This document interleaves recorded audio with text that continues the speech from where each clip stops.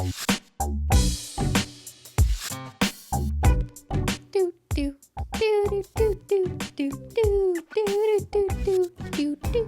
what's up? Hello, everyone, and welcome back to another episode of SimplyPodLogical, a Simply Nailogical podcast. Are you okay? Christine, I'm ready to go. I'm excited today. We're flipping the script. We're turning the table. We're going face down, ass up. We're going upside down. The tables. We're actually filming this upside down.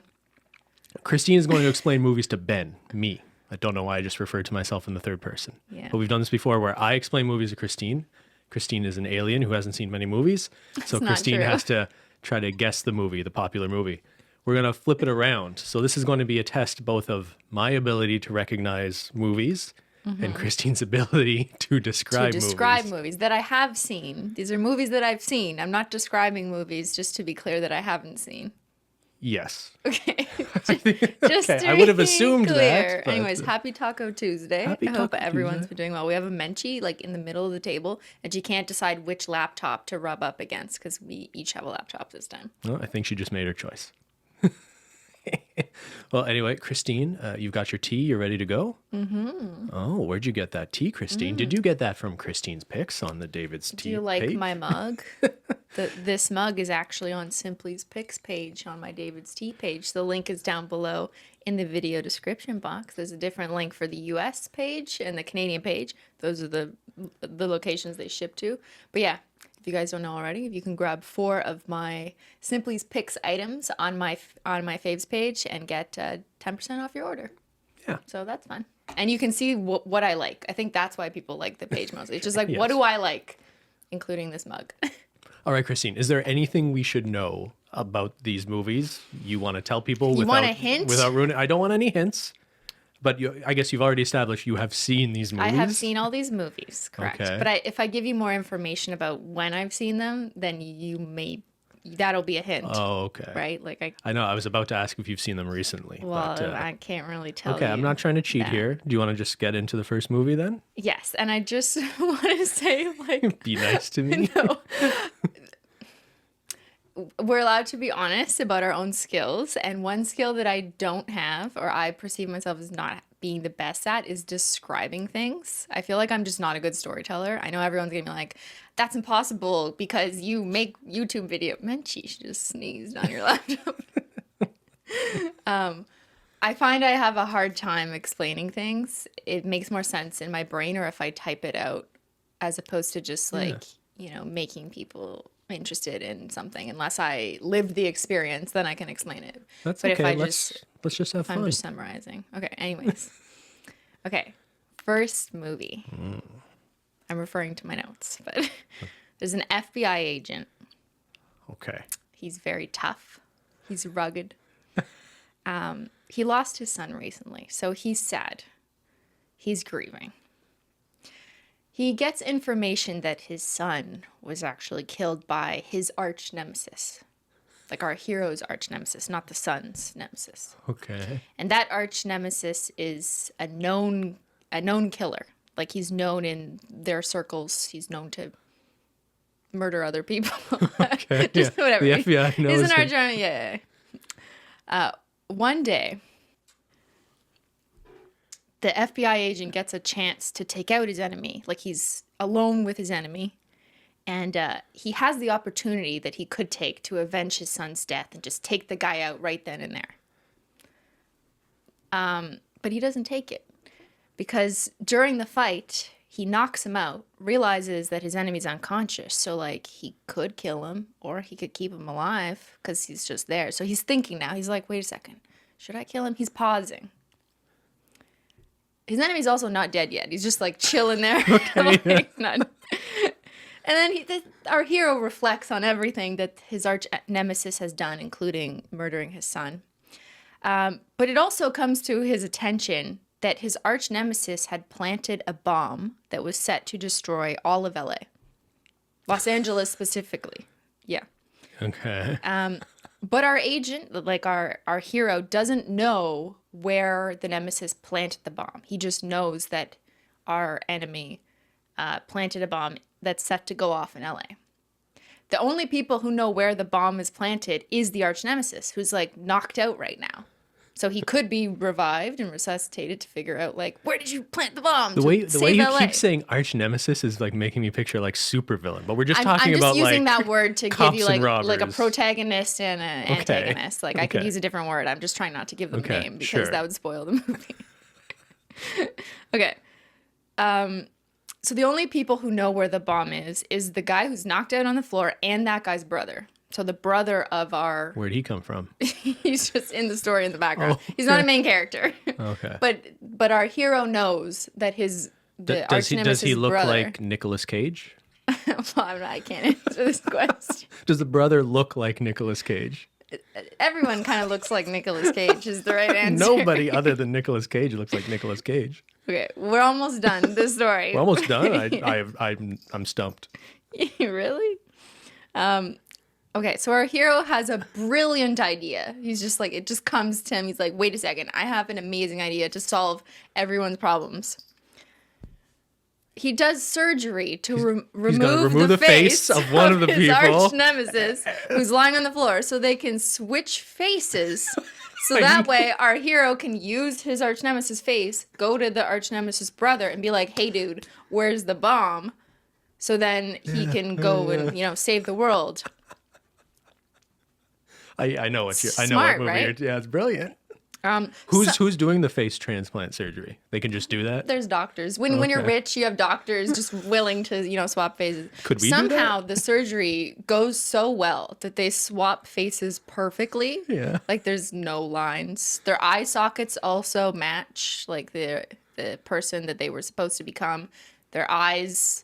it's not really clear whether they switched eyeballs, but their eyeballs look reflective of the original more like person. A full head transplant to me. It's like, well, yeah, it's kind of like, it's almost like the whole body too, but that's not what they want you to think. It's just their faces that got cut off right here, as per in the movie. It like shows them surgeons cutting right here, but like there's no marks, there's little scarring, and then when all is said and done, they actually switch faces back seamlessly. Perfectly. Oh, they reversed the face replacement surgery? They do. I mean, that's at the end of the movie. What? Well, did LA blow up or? I don't think so. You don't remember that? To me, that wasn't the interesting part of the movie. Like, I was just like, the concept of switching faces to gain information and then switching right back, and there's just like zero repercussions. The surgeons are amazing. There's no recovery time.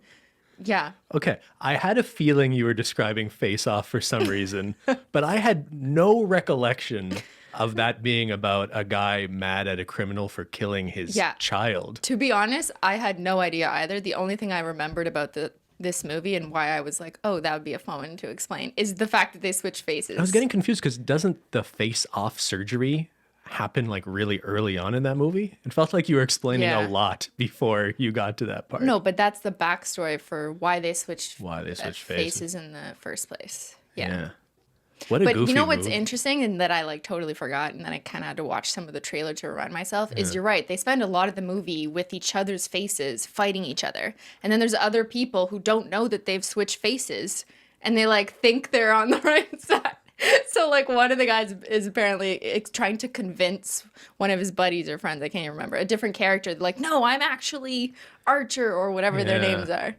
But, so there's, like, fight scenes and they're actually with swapped faces. When did this movie come out? Do you know? 1997. 97. Okay. This was, like, a giant movie, by the way. This is... we were 9 years old.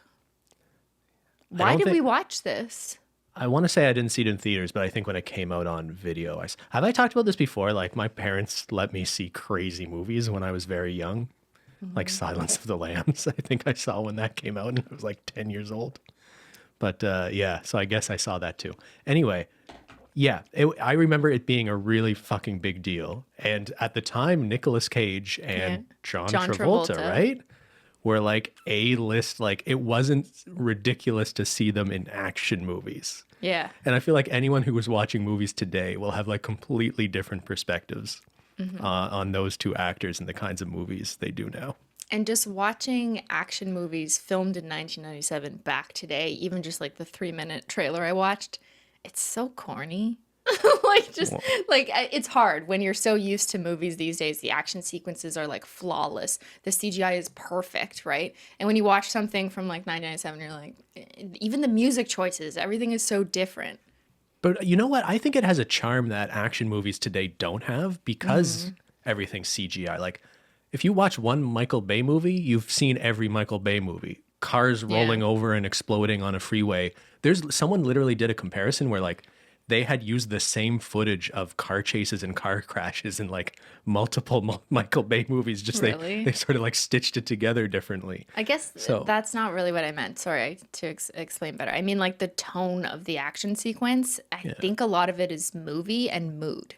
So the scenes are less dark. They're more like super well lit up as opposed to these days where like they may be darker action fighting scenes with light effects. And I just find less of that was the case in the 90s. It was just like, just turn the lights on, film the scene, and the music was like dun dun dun dun dun, dun, like something like that. And it's just a totally different tone of action scene. Yes, the special effects are obviously different because of technology, but it's not just that. You're right. They look goofy by today's standards, but I think the over reliance on CGI and special effects now that they just couldn't do back then actually made for.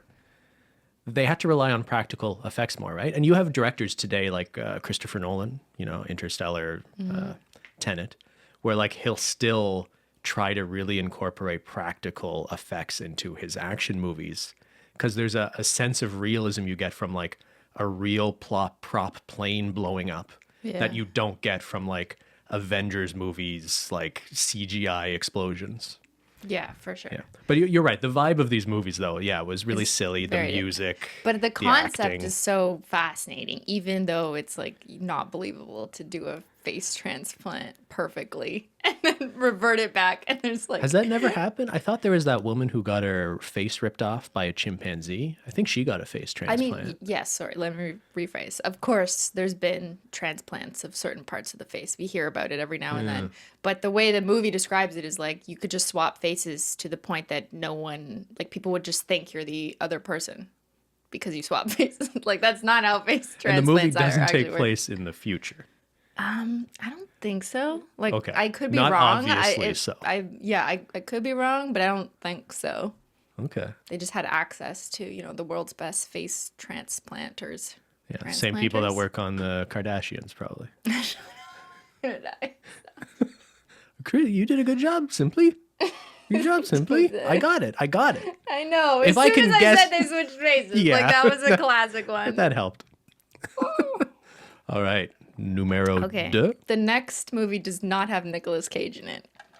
I Well, gave I'm you a hint. disappointed. That's like we only have 50% of movies left. No hints allowed. Does it have John Travolta?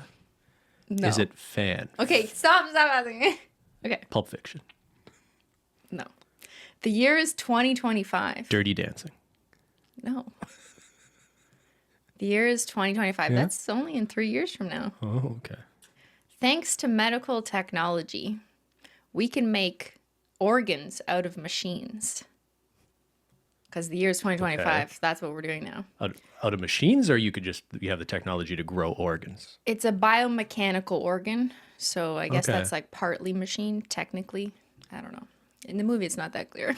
iRobot. No. Lots of people are getting these biomechanical organs, probably because this is America, you have to pay for it. Although I'm not really clear if the movie said specifically they were in America, I'm just assuming. But you don't have to pay for these organs all up front. You do so on credit. Okay. So if you have to go to the hospital because like you need a heart transplant and there was a terrible accident, they just give you this biomechanical heart and then you got to pay for it later. But don't worry, you don't have to do it right away. Also, you didn't have a choice because like you just like showed up and they had to give you a heart. But now you're on a system where you owe money. So this is set in the U.S. That's what I'm presumably so based on you got to pay. And without these organs, of course, like you would die. You need your Yeah, organs. You need your organs to live. Got it. But who makes sure that you're paying?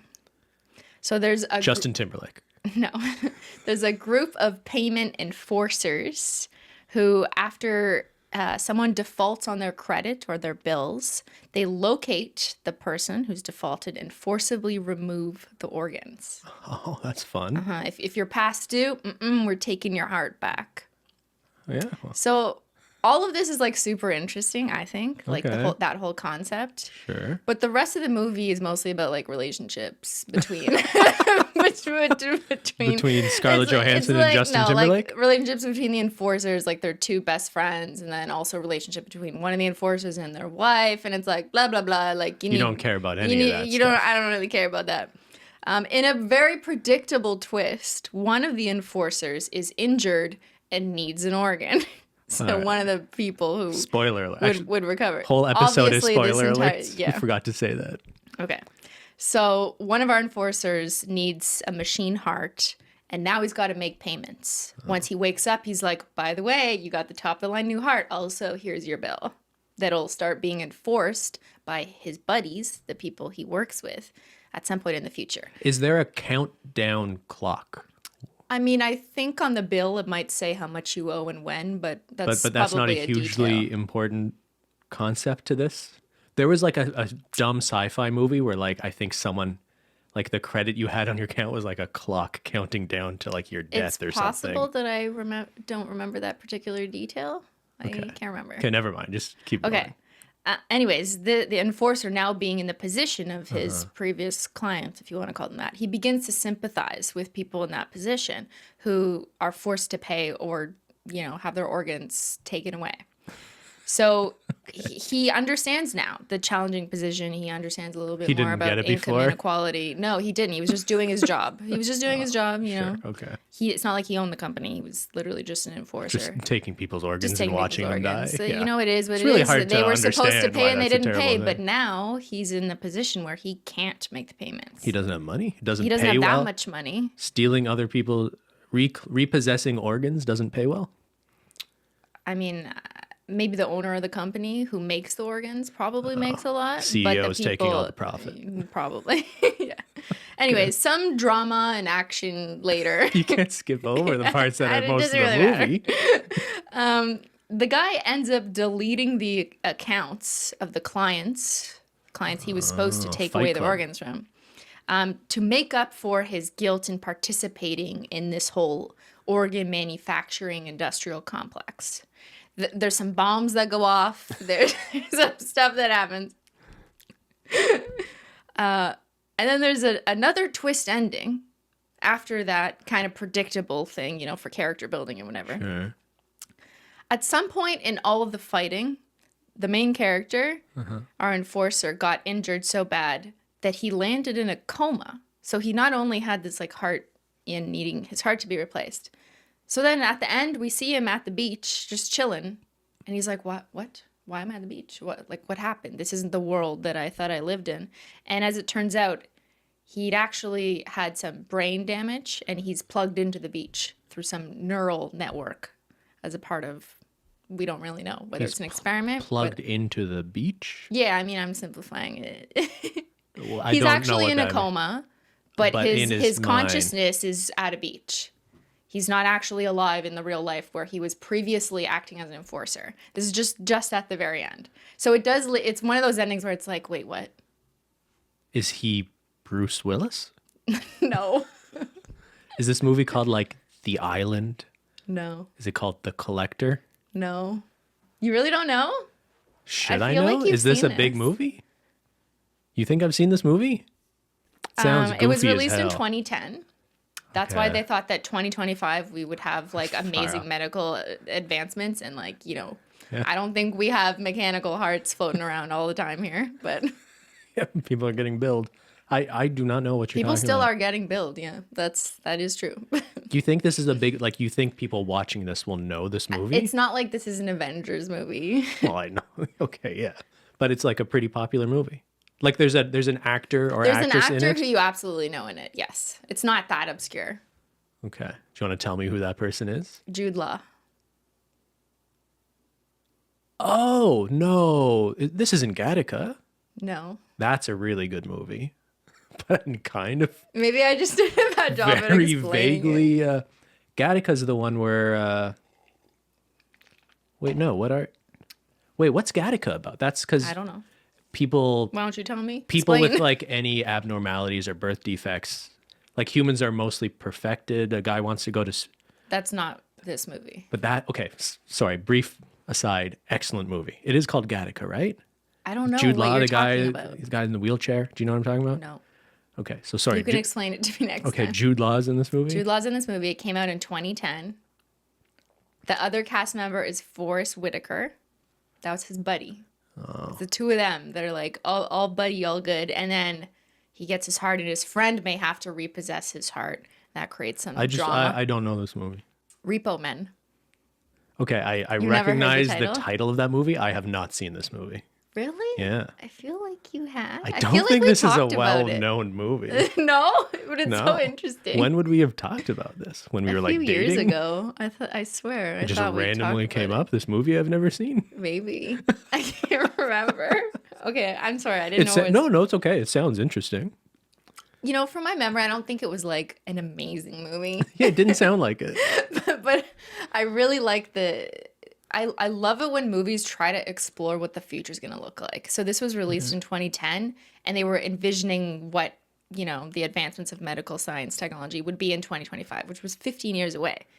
And I always have this fascination with watching current movies that try and predict something so I can see how accurate it will be. And another example of that is when we were in our teens, the newer version of, was it Lost in Space?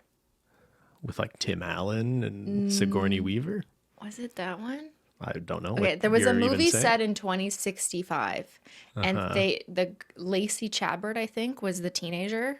I think it was Lacey Chabert, and she had like this diary watch, and it's like an iWatch now. But Apple when this Watch, an Apple Watch, sorry. But I just remember when this came out, thinking like, is that what it's gonna be like by 2065? Will I have We're my gonna like diary have on my these watch? these sorry, like diaries on our watches where we can phone call and then a hologram's gonna pop out. Yeah. Anyways, I find myself always interested in movies that try to predict the future, so you can test, because you can always evaluate them later. Yeah, there's a lot of fun. So this one failed for that. Repo Men failed at predicting the future. I mean, we are 3 years away. We'll see. Yeah, we but, got some time. You're right. It's really funny to watch old sci-fi movies trying to predict the future and flying cars and this and that, right?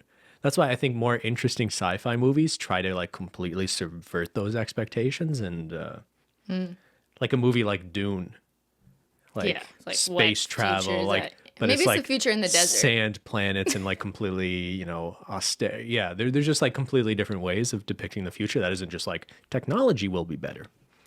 But yeah, that movie sounded pretty terrible. Not gonna lie.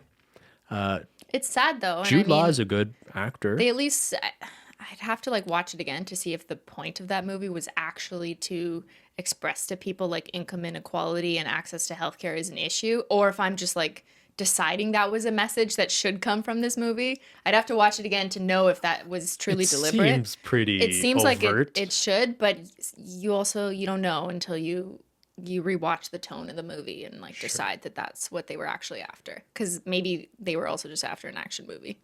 Maybe. I will say Forrest Whitaker, also a good actor, but he's the kind of guy that you could see show up in like a truly awful movie or a truly great movie. Yeah. He's one of those guys. I feel like some people are like more in consistently mediocre films, and then some people do a really good job of picking their roles. That guy is all over the place. When we were watching End of the World movies, he was in the best movie we watched, I think, which was Arrival. But then he was also in like the worst movie we watched, which was like How It Ends on Netflix, which was like him Was and that the title? him and his How It daughter's Ends? boyfriend just like driving across the That was country. terrible. Yeah. Anyway, I don't think I'll watch that one, Okay. but I think you did an okay job. Would you get a biomechanical organ? You could? If it would keep me alive, could I afford it? But like I wonder, it's not really ethical to just put that into someone without their consent and letting them know in advance how much is going to be due. But from my memory of watching the trailer too, it was like they just did that and then we're like, here's your bill. Yeah, yeah. That's well, wild. of course. Like if you're in a life and death that's just how situation, healthcare of course you're works. going to make that choice. Yeah. But they're doing it on people who don't have a choice, like people who are knocked out because of a car accident or whatever. Yeah, yeah. But you'd still rather Yeah, I don't know what you're asking. I mean, Would I I rather know. I die than think No, I'm I'm gonna? not. Well, like if you're leaving your family with crippling exactly. debt, If yeah. you're right. So, anyways, Can I ask you a related and slightly less? I know it's just as depressing. yeah. We saw a movie pretty recently. I don't want to spoil it too much. Called Swan Song, and the core concept of it is kind of along similar lines. It's if you knew you had a health condition or were dying, would you replace yourself with an exact copy of yourself so your family could continue to live with that exact copy, but you are sacrificing that, like you knew you had an issue and you were willing to just like let them continue to be happy with that copy, even though you know you're sacrificing that future with them. I think that's a really interesting concept. I hesitate because where does it end? You could just do that indefinitely. And do you end up wanting to be the one seeing your family suffer when it's their time to go, and then do they make that decision? I'm not really interested in. Let's just keep extending this. And the morality of doing that with or without their knowledge, because if they know that is a copy, they'll never really feel like it's truly that person. Maybe. Yeah. I guess Anyway, it let's depends not on technology. let's not ruin the movie. Okay. I think it's worth watching. Swan Song. Yes, I think that's. There's like 2 movies named Swan Song. You mean the one that came out recently? It's on Apple TV. Yeah. And I always forget this guy's name. Something Ali. God, I'm gonna fuck this up. Mahershala Ali, something like that. I don't remember. Do you know what I'm talking? The guy from Moonlight and. Okay, yeah, but it's on Apple TV, so it's a little more obscure of a movie, but it's good. Okay, next movie. I'm ready. There's a rich guy. He's a billionaire. He's very young billionaire. Mars Attacks. No. Guess what? He also needs a heart transplant.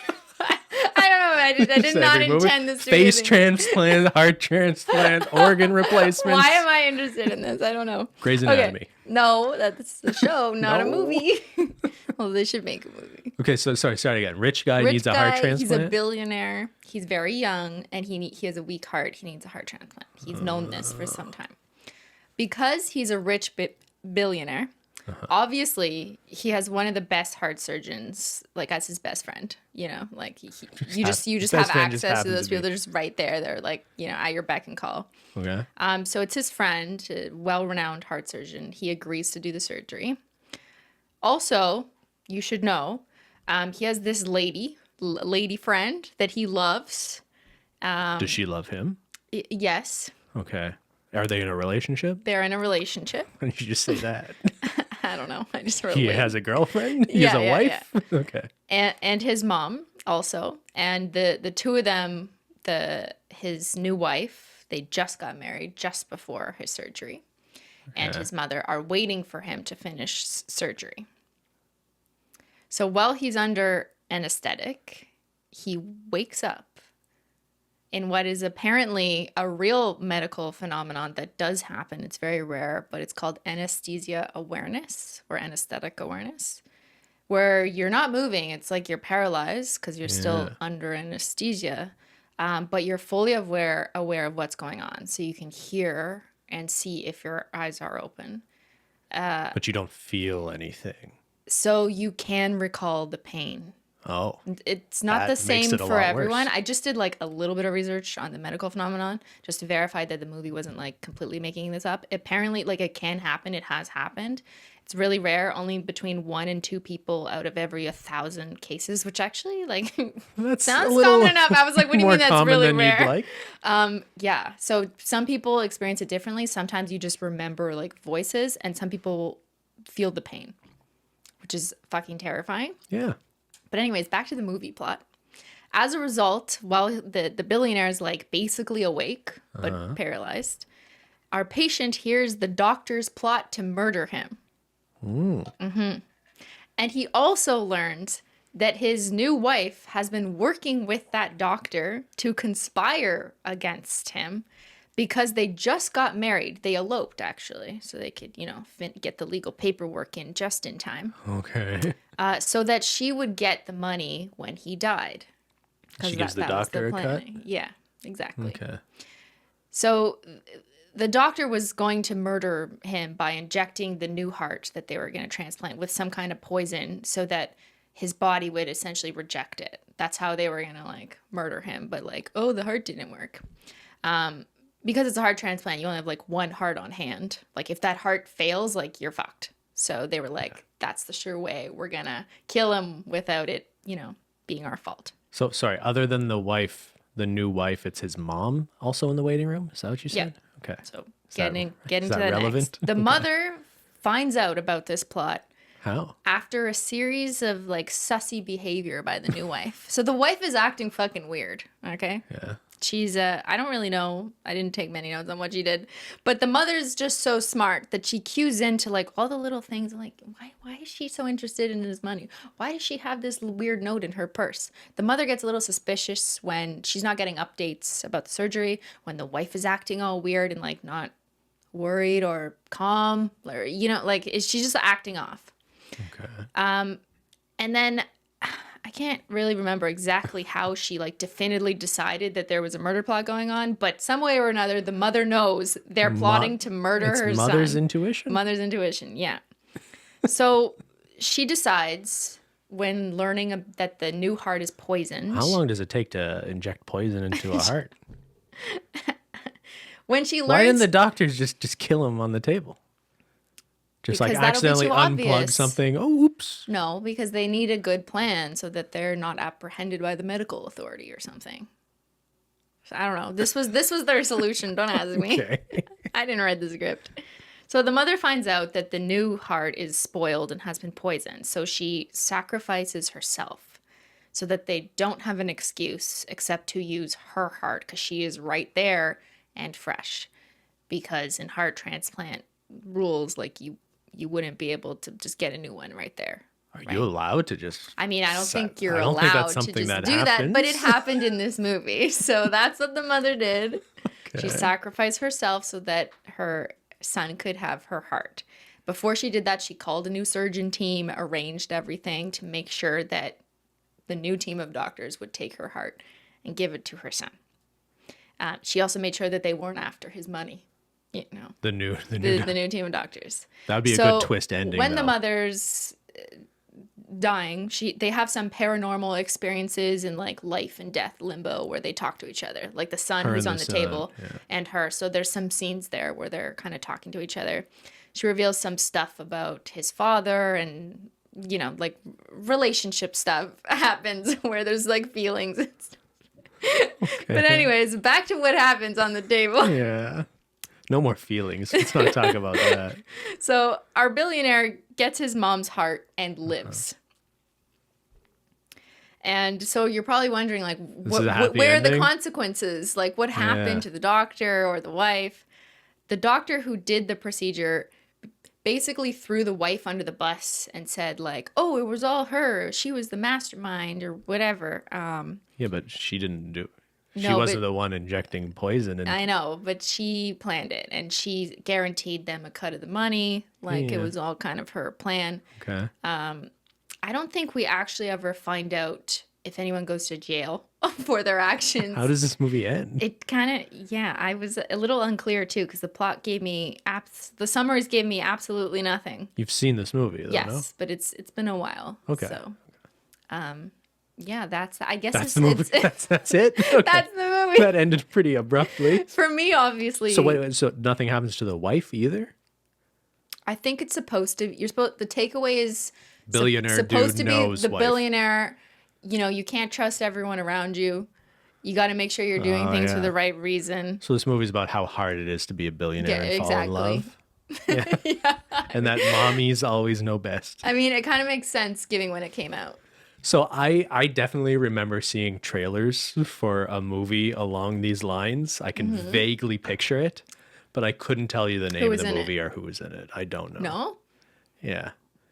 Who would be the actress? The good actress would be the mom, right? Or is it the billionaire? Who's the star?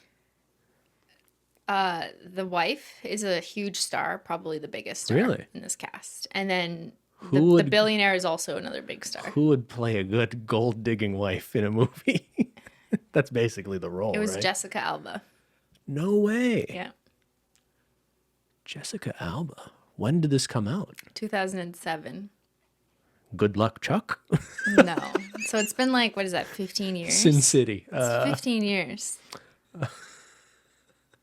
I don't know. It's called Awake.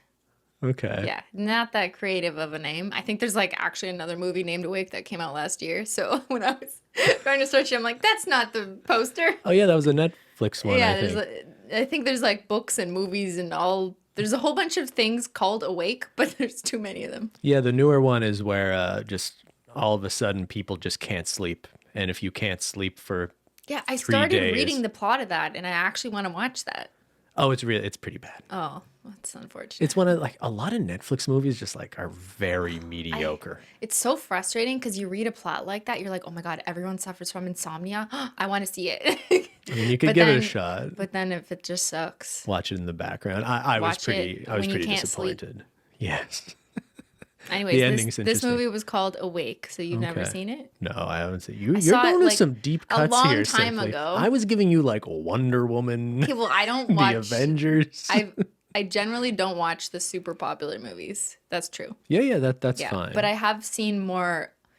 They're not that obscure. Like Jessica Alba's in this movie. Like it's not. She's in a lot of super- movies. Hayden Christensen was the male lead. The billionaire? Mm-hmm. Ooh, he hasn't been in a lot of movies. He's What is he most known for? Was it he's Star mostly Wars? known for Star Wars. Star He Wars, played okay. young Darth Vader. Ah, But then after that, he's in like one of the worst movies ever, which is like that Little Italy or whatever it's called. He's not known as like a guy showing up in good movies. really? Yeah, Oh, I'm sorry. Hayden. you're sorry. Yeah, I feel don't think bad. he's gonna hear this, but Okay. Anyways, what do you think of the concept? Are you terrified if you ever had to go under? well, I'm not a. You're not a billionaire? You've got the money. You should be worried.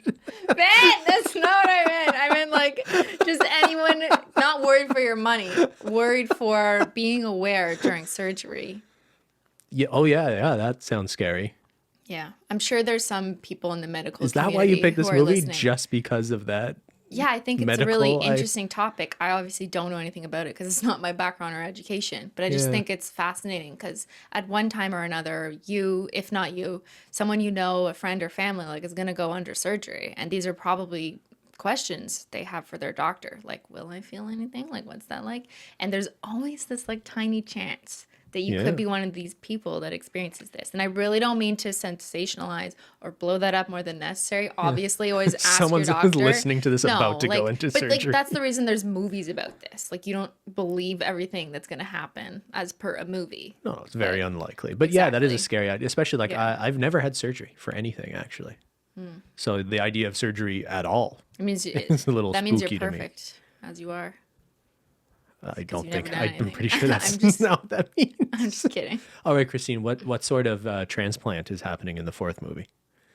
What sort of medical procedure is the fourth movie about? Okay, this one's Did, shorter. did you intend for this to have this No, sort of theme? I realized it after. I was like, there's a theme in the movies. You that I'm realized this drawing. like 2 seconds ago? Or? Okay, there's no transplants in the next movie, the last movie that Okay, I'm I going to have describe. to get this one right. Okay, Make it like There's is it a- super obscure? no. Okay. There's a kid, All right. a boy. Sixth Sense. No. He often blacks out as a young boy. Like, he just blacks out and doesn't know what happens. Donnie Darko. No. His blackouts are related to a number of different traumas that he's experienced during the course of his childhood. Sounds like a really feel good movie. Why are you picking such fucked up movies? It's interesting. Okay, keep going. Anyways, a therapist that he had when he was a young adult suggests that he journal so he can remember what happens because, you know, when he experiences a blackout, sometimes he doesn't know what was happening. So he starts to write down what's going on, who he's with and whatnot. So he blacks out a lot? Yeah. Dude, where's my car? No, shut up. In his 20s, he finds a journal from when he was younger and he starts to read it. And then all of a sudden, he finds himself reliving the experience from the page he was in the middle of reading. Is he Ashton Kutcher? Yes. Okay. Dun, dun, dun, Dude, where's my dun, car was dun. close then. All right, keep going. Okay. So he'll go back to relive the experience, and then he'll go back or forward in time again.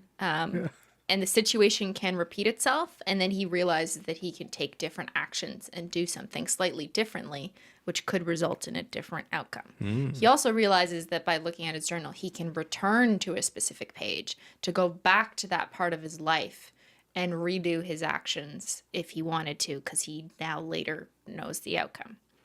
So he realizes like he can make a lot of different choices if he wanted to, even something so simple. And so we see him experience different parallels of life outcomes. In one of these situations, he's a sorority frat boy, super popular, blah, blah, blah. And one of them, like, he's in prison. In one of them, he kills a butterfly and it completely changes his future. You know the movie? Well, yeah, we know. Yeah. One thing is constant, though, is his love for this beautiful blonde girl. Of course, there had to be a beautiful blonde girl. That transcends all space and time. Because the year is 2004, and if the movie did not have a beautiful blonde girl as the main love interest, like, it would not succeed in theaters. Of course. Who played the beautiful blonde girl? Do you remember? Was it Amy Smart? Oh, I don't know. I think it was Amy Smart. I could have that wrong. Is her name Amy? Smart. I can't remember. I actually didn't write that one down. Okay. That's the only one I didn't write down. Okay. He looks for her in every scenario, obviously. And that's really it. It's kind of just like a lesson or a storytelling of like, if you change one thing, you change everything. And if you could go back to a part of your life and redo it, would you? And if you did, what would that gain for you? And how would it affect other people? Does he ultimately settle on a reality to just live in without going back? How does the movie end? I don't remember. I don't even think the ending is really what people left with. I think it's like more of that existential kind of question about if you could repeat things in life, would you? But I think for me, what I remember the most, like the thing that stuck with me the most is that all of the lead character's decisions had impacts on other people, including the beautiful blonde. So like in one situation, she ended up like in a terrible position, like really unfortunate. And I think she was working as a sex worker for money because she couldn't afford anything. And she was living in like an apartment that was not. But his decisions put her in that position? Yeah. Or just like he made one little change. And then he realized that his action, I mean, maybe it's not entirely fair to say it's all his actions, but like one path he took ultimately resulted in her going down a worse path. So I think some of his decisions in going back in time was to try and fix the two of them. It's just kind of like it's an interesting like ethical and philosophical question, right? And also just like, even though the idea of being able to relive a thing in your life, a memory or something, I think that sounds great, but then it would just make those things meaningless if they're not fleeting. Something that makes like a memory or something that happened in your life really beautiful is the fact that it won't happen again, I think. So would you ever go back to a period of time? Like there are certainly like beautiful memories I have that I would like to experience again. Like, you know, first experiences with, you know, loved ones and things like that. But again, I don't think you'd actually want to do that. I think it's always hard to say because a lot of people say, oh, I wish I could go back to high school and redo XYZ so I could end up more popular or have a better experience. And I don't know. I've never really been convinced that even if that were possible, that made sense because you ultimately end up as a person who learned and changed from those experiences. And even if, let's say it was possible, you could go back to high school and be popular because you dressed in different clothes or whatever it is that would have led you to become popular, you wouldn't have the same outlook later. You'd be different. Yeah, I also just think it's, just speaking for myself, I feel it's a super unhealthy thing to spend a lot of time thinking about what you could have done differently in the past, right? Yeah, I think that's just for your own mental health. But like holding a grudge against yourself, you're never going to be free to make choices for your future. I guess that's only useful or practical in the sense of it's helping you change your behavior moving forward. But so this is Ashton Kutcher starring in The Butterfly Effect. That's the name of it, right? Sorry, you said if it's useful to help you change your behavior moving forward. I think the problem with being able, if it was possible, to go back in time is that you could just constantly use that as a way to go back and change your behavior so that you don't have to suffer the consequences or the outcome of that behavior.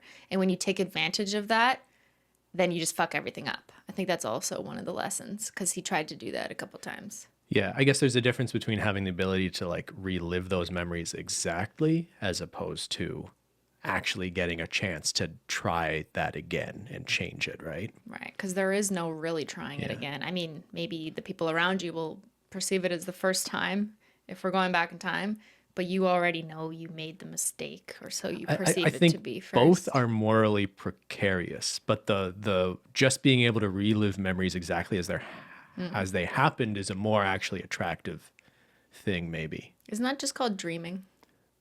Do you dream about If you things just that want to already relive happened? a memory, you just like think about it. Can you do that? Can you just tell yourself to dream things? Well, not necessarily like dream in my unconscious sleep. But to me, it's just like a more exaggerated version of like, why do we have picture books? Why do we take pictures of things? Actually, I think a lot of people now just take pictures to share on social media, and that's the normal thing to do. But I think the more traditional idea of having like a photo album was to like in a kind of superficial way be able to relive those memories, right? And let your memory go there. Yeah. But if you could like, instead of a picture, a photo book or photo album, you could literally plug yourself into a computer and just like relive that memory like exactly like you're there. I think that's a really interesting idea. That should be a movie. I mean, maybe it already exists. That's what the year 2037 is going to look like. Let's see. Yeah, I wonder if, like, I don't know. I don't even really have, it wasn't normal to have video. Like, you have some home movies. I guess like your parents were a little We had ahead of the curve for camcorder. technology. You had a camcorder. So there's like some footage of you and Jen as kids and stuff. That's kind of You didn't have any. a trip to watch. No, like I've got some audio recordings of us as children, and Audio recordings from what device? like we had Like a tape cassette deck? player that I guess could record. So like I have some cassettes of like my mom talking to me that I listened to not too long ago. That was like, who's your favorite Teenage Mutant Ninja Turtle? Like, yeah, like Yardo. I'm like trying to say Leonardo. But yeah, I don't have like home movies or anything like that. And I feel like kids now, They have more than movies. there's too much of them. Like there's a flip Yeah. side to this that's probably maybe not a great thing. And I think the interesting thing is we sound like boomers.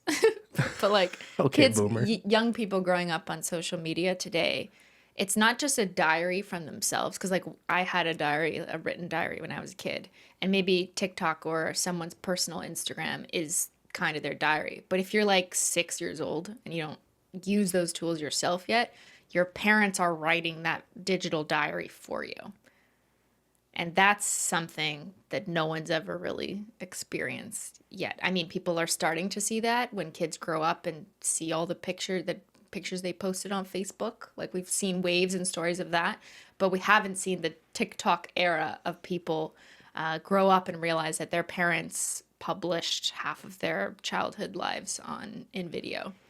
Yeah. With memes and different audio trending tracks, like it's gonna paint it's gonna paint a lot of a picture, not just like a specific picture, but like it's gonna not paint a picture. It's gonna write an entire video script of a young kid's life, and they're gonna watch it, and it's not gonna be from their POV. It's gonna be from their parents or friends. Well, from their own, yeah. Like I wish I had a little bit more of that stuff sort of recorded in time, but I also do not regret at all that like the cringy blunder years. Like if the kids today who have social media that they're putting on the internet at such a young age, and that just existing in like the permanent record of the universe, I don't know. I wouldn't want that either. Well, this was fun. It was a blast. Do you like the movies that I chose? They were all very interesting ideas. I didn't want to pick like super obvious no. movies. It had to be a challenge. was Wait, a so bit of how a many did you challenge. get? You got Face Off. I got 2 out of 4. You got 2. Oh, you got the Butterfly Effect. Yeah. Yeah. Okay, you got 2 out of 4. That's good because I didn't pick easy movies, and they were released between 1997 and 2010. So that's old. Yeah. My Like- my concern with the selection is like I don't know if 10% of the audience has heard of or seen these movies. If they're closer to our age, maybe they've heard of Maybe. them. I mean, Yeah. Face Off is classic cheesy movie for anyone our age or older. Yeah. The others are a little more obscure. Even the butterfly effect, like Ash, we didn't even talk about this. That was when, I think, from my memory of being a teenager, people were like, oh my God, dude can act in the butterfly effect. Oh, because like he went from Dude, Where's My Car to I don't remember what order those were in, but I just remember that movie really putting Ashton Kutcher on the map, and people perceived him as a serious actor. I'm not saying he wasn't a serious actor before. I just remember that being the prominent media discourse that like, wow, his performance, amazing. It was a good movie too. I mean, at least from my memory. I remember thinking like, that's a really fucking good movie. The script was good. It was well executed. The effects for the time were good, and he did a good job at delivering it. And I think at the time it wasn't something you expected from Ashton based on his portfolio. Well, yeah, no, he's an interesting dude, right? Because he's mostly known as like, he became famous as the like dumb jock on that 70s show. Yeah. Yeah. And then Dude, Where's My Car was like the breakout movie where he's just playing a dumb stoner guy who can't find his car. But then in real life, like him and his wife do a lot of like really interesting philanthropy. Mila Kunis, yeah. Yeah. Yeah. Do you say it with that sort of European flair? Oh, actually, I'm not sure the correct way to say it. No, that was great. Say it again. Mila Kunis? Is she French? Kunis. It just looks like a French word, but I don't think she's French. I don't know why I said that. Yeah. But they do all sorts of interesting stuff, like violence against women for stuff. human trafficking, a lot of advocacy for that. Yeah, and I came across that a lot for work. Oh, really? For like that kind of stuff. When you were writing about... like human trafficking and violence against women and girls. Huh. When I was doing research for that, I remember coming across. Well, there's worlds colliding. Kutcher human trafficking and Kelso. I know. Yeah, it wasn't like something that I was writing in my report about Ashton Kutcher, but I just remember it being on the same topic, and I'm like, really? Is like a whole foundation? It would be amazing if you could sneak in an Ashton Kutcher reference into a StatCan analytical report.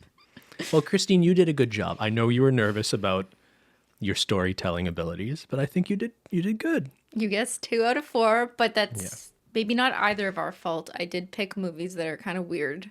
No, I like the challenge. I like that they weren't super obvious. Okay. So it's nobody's fault. I wonder, you guys comment down below if you knew what I was describing before I answered. Because I am curious if there's other people out there who are like, I know that movie, Cristine. So last time we put the movie up as I was describing it and then seeing if you could guess. I think this time we're not going to do that because I saw a few comments from people being like, I want to play along with this. Okay?